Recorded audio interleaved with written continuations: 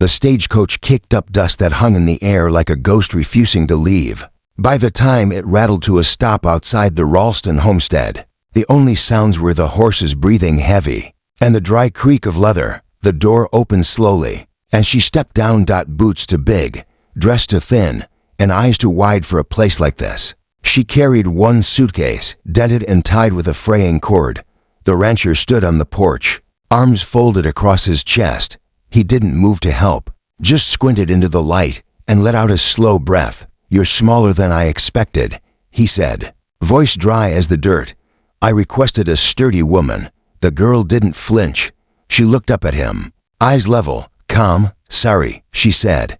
"Guess you'll have to send me back." She turned, started toward the coach again. The driver raised an eyebrow but said nothing. The rancher hesitated, just for a second.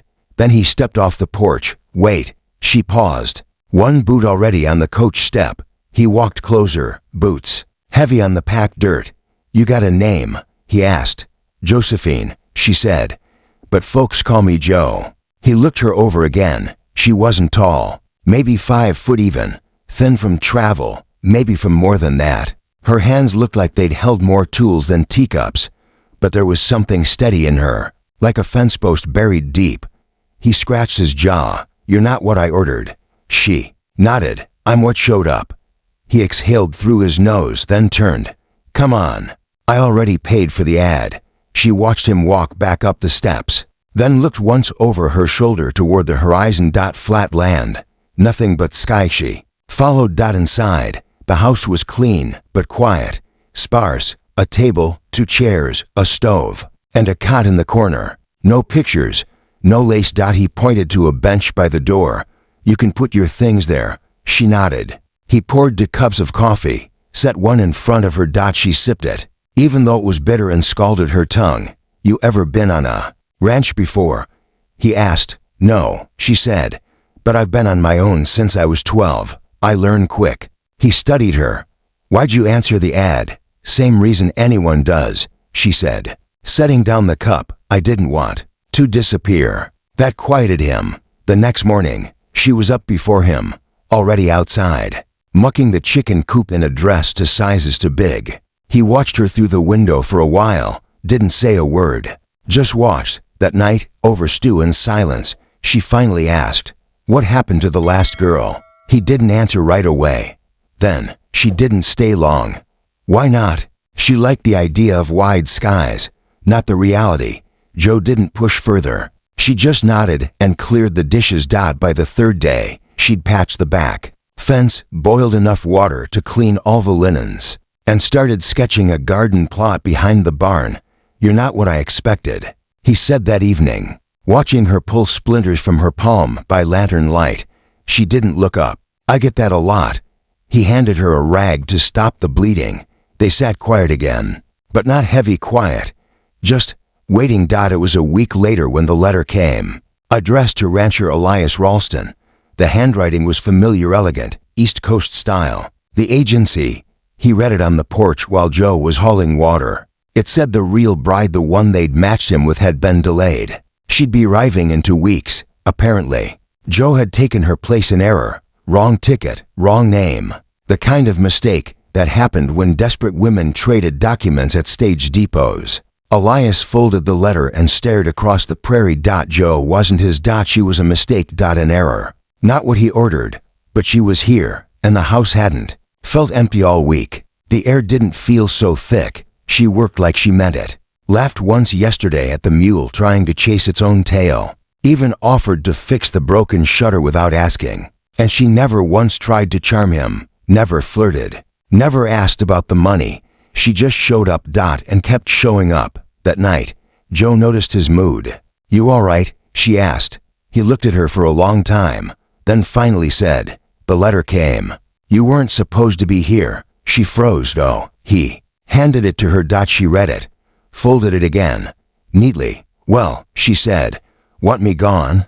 He shook his head slowly.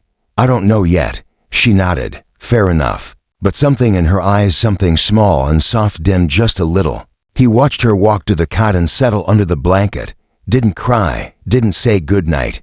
Just lay there, smaller than he expected, but bigger than he'd ever realized. And he sat in the chair by the cold fireplace, wondering if what shows up by accident might be the only thing worth keeping. The sky turned to pewter the next morning, thick with dust, not clouds. Wind pulled at the corners of the barn roof, groaning like some old ghost warning of something just out of sight. Elias stood on the porch with his coffee, watching Joe haul feed buckets out to the chickens like nothing had changed. She hadn't said a word about the letter since last night, that she just kept working, moving like a woman who'd built walls high, enough to outlast being unwanted. Elias had seen that look before, on himself. He stepped off the porch and walked toward the coop. Joe heard him coming, but didn't look up. He stopped beside her, let the silence settle a moment. She'll be here in 8 days, he said. Joe nodded. Still didn't meet his eyes. I figure when she gets here, I'll take you to town, set you up with something, room and board. You'll be all right. She straightened slowly, wiping sweat from her brow with the back of her hand. I've been all right a long time, she said. Doesn't mean I'm not tired of it. That hit harder than he expected. He looked at her, really looked. She wasn't frail. She wasn't fragile. But she was worn, in a quiet, deep kind of way. The kind that comes from too many places that didn't want her. Places like this. He opened his mouth to say something, he didn't know what, but the sound of hooves cut through the wind. Both of them turned. One rider, dust trailing behind him, heading straight for the house. Joe squinted. Double quotes, friend of yours. Elias didn't answer. The rider pulled up fast. Young man, maybe 20, clean-shaven, stiff coat, and a badge on his chest. Sheriff's deputy. He nodded to Elias. Mr. Ralston. Sorry for the visit without warning. Got a situation. Elias stepped forward. Go on. The deputy looked at Joe, then back at Elias. You got a new girl here. Joe's spine stiffened. Elias kept his eyes on the deputy. What's this about? The deputy cleared his throat. A woman named Josie Chambers was reported missing from a train station east of here 2 weeks ago. Ran off before the man who paid for her could claim her. Joe didn't flinch. Elias turned to her. That you? Joe nodded. Once wasn't supposed to be my name. I borrowed the ticket. The deputy shifted uncomfortably in the saddle. The man's pressing charges, he said. Wants her returned. Says it's theft, maybe fraud. Joe crossed her arms. He bought a name, not a woman. The deputy shrugged. Doesn't matter what I think. I was told to bring her back. Elias stepped between them, calm but solid. She's done nothing wrong since she got here. Not my call, the deputy said. But I'm under orders. I take her back today. Joe stepped forward. It's all right. Elias looked at her, surprised. I'm used to leaving before I'm asked to, she said softly. The deputy moved to dismount, but Elias raised a hand. She stays, he said. The words dropped like stones. The deputy frowned. You're interfering with a legal matter, sir. She's under my roof, Elias said. You want to drag her out, you'll need more than a badge and a borrowed horse. The deputy's hand drifted toward the pistol at his belt. Joe stepped forward. Don't, please, this ain't worth. But Elias didn't move. She works harder than anyone I've hired, he said. She didn't steal anything. She survived something. That man who ordered her. What's he gonna do, take her home like a broken tool? The deputy hesitated. He was young. Too young to pick this fight with a man like Elias. He looked at Joe again. Then sighed. I'll report back. But if he sends someone else, he'll find me waiting. Elias said. The deputy turned his horse. Joe stood silent as the dust kicked up again. When the rider was gone, she turned to Elias, eyes blazing. You just made trouble for yourself. He nodded. Yeah, you don't even know me. He met her eyes. I know what it's like to not be chosen. She blinked. Then turned away before he could see the tears welling. That night, he made dinner for both of them, burned the biscuits. She didn't say a word, just ate them anyway, smiling once when he knocked over the salt jar, trying to act like he knew his way around a kitchen. After supper, she sat outside, wrapped in a quilt, staring out over the hills. He joined her. Neither spoke for a long time. Then she whispered, I didn't want to lie, but I couldn't go back. You're not going back, he said. She looked at him. Not if I've got anything to say about it. She let out a breath. The kind people let out when something inside them finally stops running. The wind changed on the fourth night. It blew sharp from the east, carrying something strange with it, something sour, like gun oil and sweat, like old promises gone bad. Joe noticed it first. She'd been hanging wet linens on the line near the barn. When the smell hit her, faint but wrong, she paused, squinted toward the far fence line. Nothing moved, but her hand tightened around the cloth espin. Elias was chopping wood behind the shed. He paused mid-swing when he caught sight of her standing still, eyes pinned to the horizon. He walked over, wiping his hands on his trousers. "You see something?" She nodded slowly. "Something's out there." Not what, just someone. That night, neither of them slept much. Joe stayed by the front window, oil lamp turned down low. Elias kept his rifle cleaned and within reach. The dog, usually too lazy to bark at the wine, paced the porch all night, ears up, hackles tight. At dawn, Elias saddled the mare and rode to the far ridge. He didn't see anyone, but he felt it. To fence posts cut clean like with a saw. Deliberate dot and footprints in the dust. Men's boots, at least 3. One set was narrow, long stride, like someone confident enough not to sneak. Elias picked up a scrap of paper left under a rock at the edge of the path. One word scrawled in thick, angry ink. "Mine." He burned the note before Joe could see it. When he returned to the house, she was already boiling water and grinding coffee beans like it was any other morning. But she didn't look up when she asked how many. 3, he said. She nodded. That was all.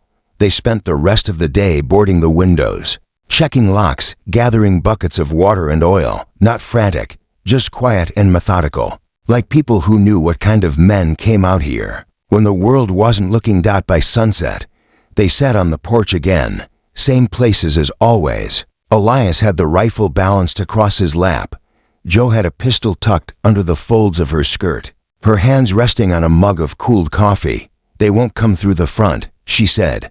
"No." Elias agreed. "They'll wait till the dark thickens.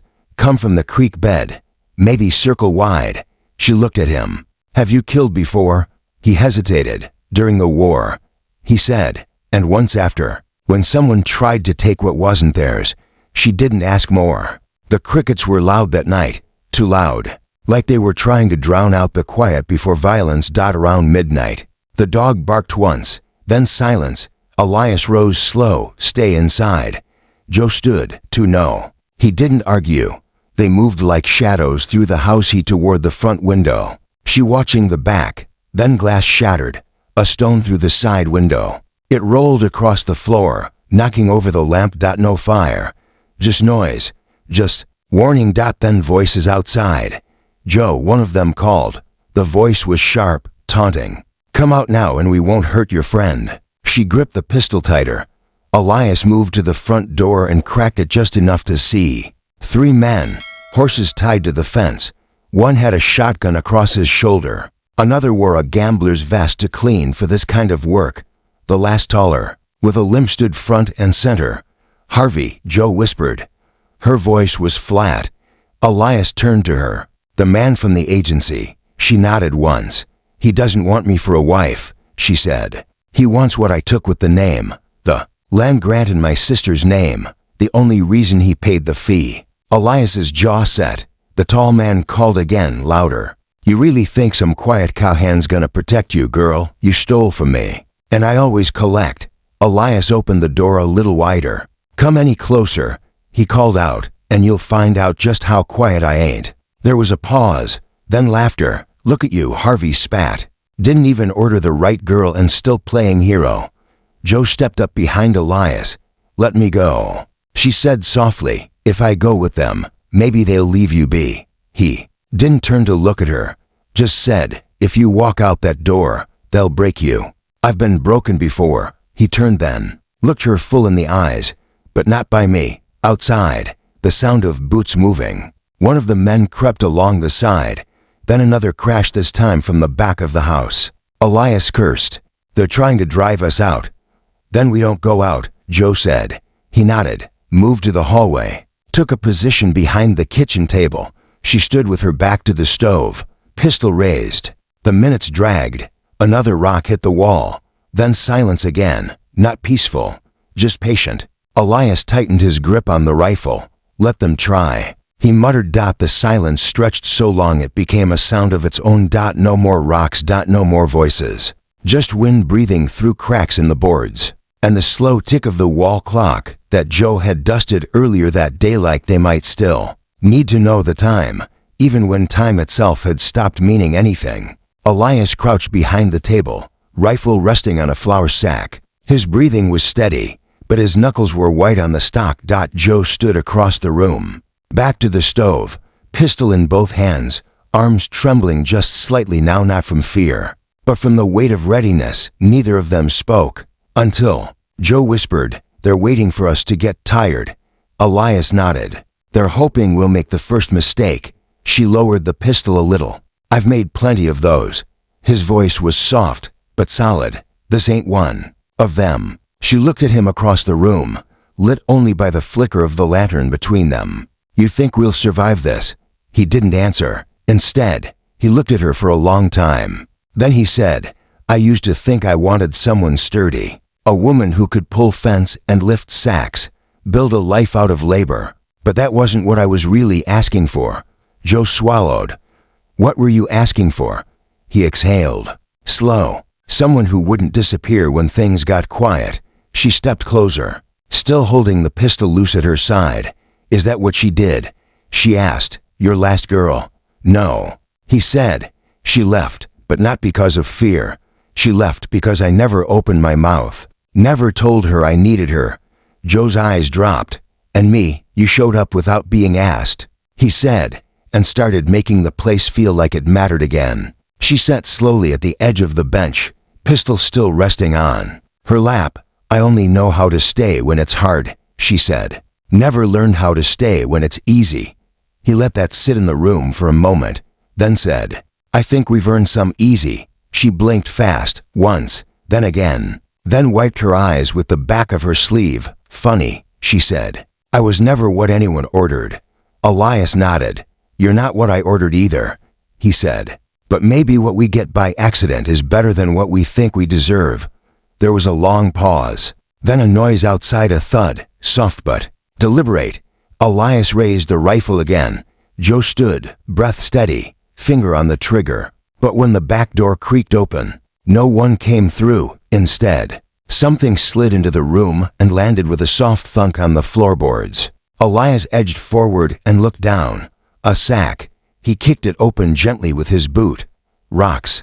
Big ones. Sharp edge. Another message. Joe knelt beside it and pulled one out. Each one had a line carved into it. 6 rocks. 6 marks. She stared at them. "Do you know what they mean?" Elias asked. She nodded. "They're not from Harvey." He tensed. "Then who?" She turned the rock over in her palm, studying the marks with quiet certainty. "My sister taught me to read them. It's Creek code." Before she was taken, Elias watched her face shift. "What do they say?" he asked. Joe looked up at him, her voice trembling in a way that had nothing to do with fear. "They're saying they're coming for him." She looked at Elias. "Not us." Outside, a figure stepped forward from the shadows, tall, wrapped in a long blanket. Not one of Harvey's men. Not a hired gun. An elder. Dark eyes, high cheekbones, skin the color of turned earth. Behind him, 2 others emerged from the trees, silent, still. Elias stepped onto the porch, rifle lowered, hands open. The elders spoke in low English, heavy with accent. "Your woman carries the name of stolen blood." Joe stepped forward, heart pounding. "My sister," she said. She was taken, sold." The elder nodded. "We followed the trade, saw the face, saw her name in papers pass between white men." He looked at her with something softer than judgment. "Now you carry it." She swallowed. "I didn't mean to." "You wore it with truth," he said. Then he pointed toward the eastern field, where Harvey's men had camped just beyond the trees. "He is not of your house, but he brought harm to your door. We ask only to remove it." Elias looked to Joe. Joe looked back. Then she said, "We won't stop you." The elder nodded once, then disappeared into the trees again, like smoke returning to the wind. That night, No more rocks hit the house. No more shouts. Just silence. Until just before dawn, when one sharp cry split the sky like lightning. Then nothing. When Joe stepped onto the porch, Elias beside her, the eastern sky was bleeding pink over the ridge, and the camp was empty. Harvey's men gone. Only ashes remained. No bodies. No blood. Just absence. And peace. Spring rolled in gentle and green that year. The rains came late, but they came soft. The creek filled again, slow and clear, and wildflowers bluebonnet and primrose rose up along the fencelands, like they'd been waiting for a reason. Joe planted onions that morning, barefoot in the loam behind the barn, the same spot she'd first sketched out the garden when she didn't know if she'd be staying longer than a week. Now she moved like someone who belonged there. Elias leaned on the fence nearby, chewing a stem of dry grass, watching her without saying much. He hadn't said much in the months since Harvey disappeared. Didn't need to. Some things were better understood in silence. They'd never found Harvey's body. No one had come asking. Word spread through town that he'd run off on a debt, or been killed in some backwater poker game. People had long memories out here, but even longer silences. When they didn't want to ask questions. Joe never told anyone about the men in the trees. Or the rocks with the carved warnings. But some nights, when the lantern was low and the air was too still, Elias would see her fingers tracing invisible shapes on the windowsill, a language left behind by a sister whose name still echoed in Joe's heart. He never interrupted her when she did. Just watched. Listen. Stayed. Stayed. The official bride, the right one, never came. Maybe she heard what happened. Maybe she read the land, the air, the name Ralston, and chose a safer fate. Or maybe fate had never planned on her arriving at all. One morning, a letter came addressed to Joe. Elias handed it to her without asking. She read it slow, sitting in the chair by the front window where she used to sleep with a pistol beneath her pillow. It was from a woman back east, a teacher, the same town Joe had mentioned once, quietly, where her sisters had been placed in care. They're safe, she said aloud, going to school. One of them wants to be a doctor. Elias said nothing, just sat down beside her and put his hand over hers. No words, just warmth. Just presence. She rested her head against his shoulder, and for the first time, the house felt like it wasn't holding back anymore. Like the walls could finally breathe. Like nothing had to be earned, explained, or fixed. Later that week, they went into town together. Not as bride and rancher. Just as themselves. A couple of townsfolk watched, whispered, but no one said a word to their faces. At the dry goods store, the clerk asked if Joe would be putting her purchases on the Ralston account. Elias looked at her. Joe smiled. No, she said. I've got my own money. She placed a few coins on the counter. The clerk nodded, a little sheepish. As they left, Elias chuckled under his breath. Joe raised an eyebrow. What? He shook his head. You just keep surprising people. She shrugged. You said you wanted sturdy. He looked at her, warm and quiet. No, he said. I said that before I knew what strong looked like. They walked the rest of the way home under a sky so wide it made you feel small. But Joe didn't feel small anymore. She felt real. Rooted. And every time the wind pulled at her dress or brushed her cheek, it felt less like a warning and more like a welcome. The porch still creaked. The shutters still clattered when the wind got strong. But now there were flowers along the walkway, a carved name above the door, and 2 chairs instead of 1. They never held a wedding, never signed anything official. But when Elias introduced her to a traveling merchant that fall, he said, "This is Joe.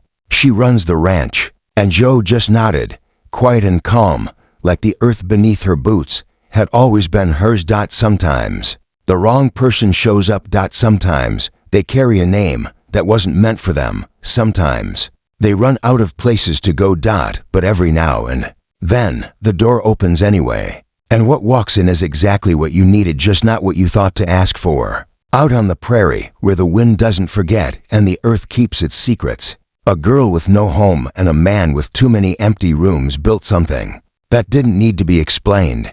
And it stayed, long after the noise was gone. Just 2 souls and a house full of silence, and the soft, unspoken kind of love that grows like wildflowers, unexpected, and rooted deep.